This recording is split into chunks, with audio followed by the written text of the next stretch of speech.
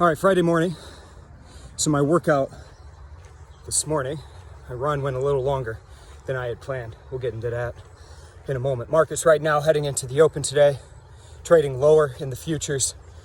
Oil flat, gold flat, dollar relatively flat. These equity markets, S&P in particular, are having a tough time staying above that 3386 level, which is the all-time high that hit back in February. Traded above it briefly yesterday, came right back. So a key level there, having a hard time breaking, at least breaking and staying above. So we'll see what happens today. It's got a lot of headwinds though. You know, more news around COVID weighing on the markets, and Congress still can't get its act together and get a new stimulus package as they're inching further apart, it seems, by the day. So we'll see. We got a big retail sales number coming out today, 8:30 a.m. Eastern time. We'll see if there was any expansion in the economy from the retail getting back out there and shopping. Had a big month last month, 7% expansion.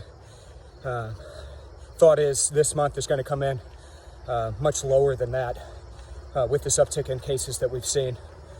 So another big day of trading. It's important to have a plan as you enter these days. So I had a plan this morning.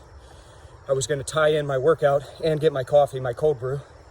So I was running to the coffee shop, 3 miles out, 3 miles out, 3 miles back, 6 mile round trip. Got to the coffee shop, ended up running a little faster than I expected, and coffee shop wasn't open. So I had to improvise, adapt, overcome, and run to the next coffee shop. So that was another mile down the road. So 8 miles this morning, good to go. Sometimes you got to deviate from your plan, but it's hard to deviate from a plan if you don't have a plan.